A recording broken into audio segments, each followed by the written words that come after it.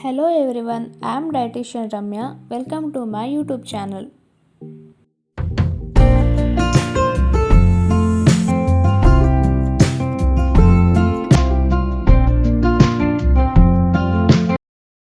ನಾವು ಈ ವಿಡಿಯೋದಲ್ಲಿ ನಮ್ಮ ಆಹಾರ ಕ್ರಮ ಹೇಗಿರಬೇಕು, ಯಾವ ಫುಡ್ಡಿಂದ ಯಾವ ನ್ಯೂಟ್ರಿಯೆಂಟ್ಸ್ ಸಿಗುತ್ತೆ ಅಂತ ನೋಡೋಣ. ಅತಿ ಹೆಚ್ಚು ಡಯಾಬಿಟಿಸ್ ಪೇಷಂಟ್ಸ್ ಇರೋದು ನಮ್ಮ ಭಾರತದಲ್ಲಿ. ಇದಕ್ಕೆ ಮೇನ್ ರೀಸನ್ ಅಂದರೆ ಫುಡ್. ಆಹಾರ ಕ್ರಮವನ್ನು ಚೇಂಜ್ ಮಾಡೋದ್ರಿಂದ ಕಾಯಿಲೆ ಬರೋದನ್ನು ತಪ್ಪಿಸ್ಬೋದು. ಹಾಗೆಯೇ ಹೆಲ್ತ್ ಪ್ರಾಬ್ಲಮ್ ಇದ್ದವರು ಸಹ ನಾರ್ಮಲಾಗಿ ಲೈಫ್ನ ಲೀಡ್ ಮಾಡ್ಬೋದು. ನಮ್ಮ ಬಾಡಿಗೆ ಅಗತ್ಯವಾದಂತಹ ಅಂಶ ಅಂದರೆ fibre, carbohydrate, protein, fat, vitamins, minerals ಮತ್ತು ವಾಟರ್.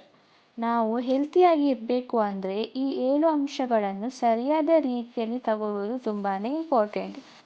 ಈಗ ಇದನ್ನು ನಾವು ಒಂದೊಂದೇ ನೋಡ್ತಾ ಹೋಗೋಣ. ಫಸ್ಟ್ ಒನ್ ಫೈಬರ್ ಅಂದರೆ ನಾರಿನಂಶ.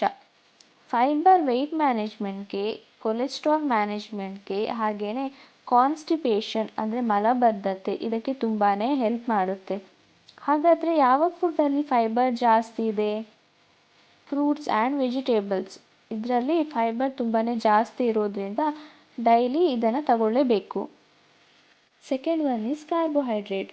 ಕಾರ್ಬೋಹೈಡ್ರೇಟ್ ಯಾವ ಫುಡ್ಡಲ್ಲಿ ಸಿಗುತ್ತೆ ಅಂದರೆ ರೈಸ್ ಅಥವಾ ರೈಸ್ ಐಟಮ್ಸ್ ಅಂದರೆ ದೋಸೆ, ಇಡ್ಲಿ, ಹಾಗೆಯೇ ಚಪಾತಿಲೂ ಸಹ ಕಾರ್ಬೋಹೈಡ್ರೇಟ್ ಜಾಸ್ತಿಯೇ ಇದೆ. ಕಾರ್ಬೋಹೈಡ್ರೇಟ್ನ ನಾವು ಲಿಮಿಟೆಡಾಗಿ ತಿನ್ನಬೇಕು. ಈಗ ನೀವು ರೈಸ್ ತಿಂದರೆ ಅದರಲ್ಲಿ ಇರುವಂತಹ ಕಾರ್ಬೋಹೈಡ್ರೇಟ್ ಬಾಡಿ ಒಳಗೆ ಹೋದ್ಮೇಲೆ ಗ್ಲೂಕೋಸ್ ಆಗಿ ಬ್ರೇಕ್ ಡೌನ್ ಆಗುತ್ತೆ. ನಮಗೆ ಎನರ್ಜಿ ಬೇಕು ಅಂದರೆ ಗ್ಲೂಕೋಸ್ ಬೇಕು, ಆದರೆ ಹೆಚ್ಚಿನ ಪ್ರಮಾಣದಲ್ಲಿ ಗ್ಲೂಕೋಸ್ ನಮ್ಮ ಬಾಡಿಯಲ್ಲಿ ಫ್ಯಾಟ್ ಆಗಿ ಕನ್ವರ್ಟ್ ಆಗುತ್ತೆ.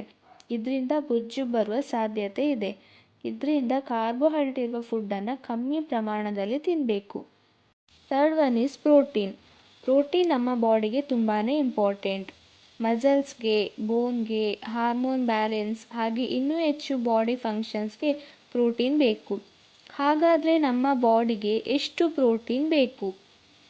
ಈಗ ಒಂದು ವಿಮೆನ್ 60 kg ಇದ್ದರೆ ಅವರಿಗೆ 60 ಗ್ರಾಮ್ ಅಷ್ಟು ಪ್ರೋಟೀನ್ ಒಂದು ದಿನಕ್ಕೆ ಬೇಕು. ಪ್ರೋಟೀನ್ ಯಾವ ಫುಡ್ಡಿಂದ ಸಿಗುತ್ತೆ ಅಂದರೆ ಮಿಲ್ಕ್ ಆ್ಯಂಡ್ ಮಿಲ್ಕ್ ಪ್ರಾಡಕ್ಟ್ ಅಂದರೆ ಹಾಲು, ಮೊಸರು, ಪನ್ನೀರ್ ಹೀಗೆ ಹಾಲಿನಿಂದ ಮಾಡಿರುವ ಎಲ್ಲ ಪ್ರಾಡಕ್ಟ್ಗಳಲ್ಲಿ ಪ್ರೋಟೀನ್ ಜಾಸ್ತಿ ಇದೆ. ಹಾಗೆಯೇ ಬೇಳೆಕಾಳುಗಳು, ಸೋಯಾಬೀನ್, ಚಿಕನ್, ಫಿಶ್, ಎಗ್ ಇದರಲ್ಲಿ ಸಹ ಪ್ರೋಟೀನ್ ಜಾಸ್ತಿ ಇದೆ. Fourth one is fat.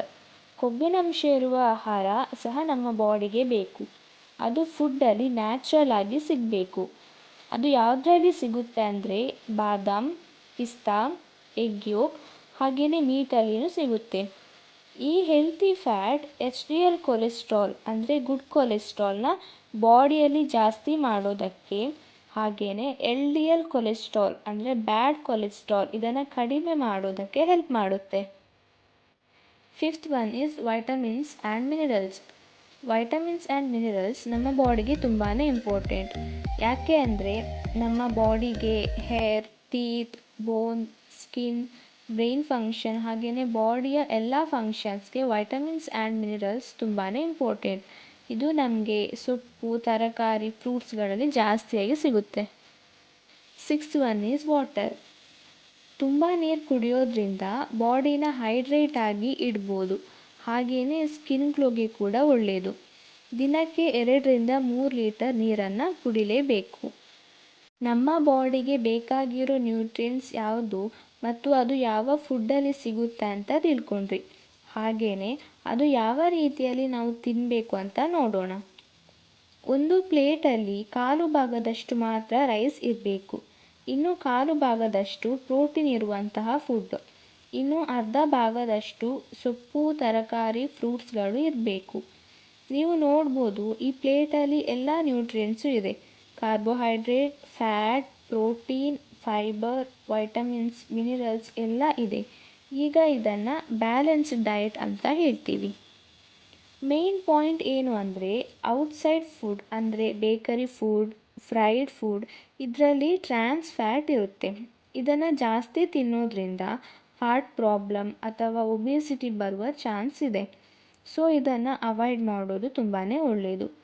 ದಿನಕ್ಕೆ 30 ನಿಮಿಷ ವ್ಯಾಯಾಮ, 2ರಿಂದ 3 ಲೀಟರ್ ನೀರು, 7ರಿಂದ 8 ಗಂಟೆ ನಿದ್ದೆ, ಹಾಗೆಯೇ ಹೆಲ್ತಿ ಡಯಟ್ನ ಫಾಲೋ ಮಾಡೋದ್ರಿಂದ ಮುಂದೆ ಬರುವ ಕಾಯಿಲೆಗಳನ್ನು ತಪ್ಪಿಸ್ಬೋದು.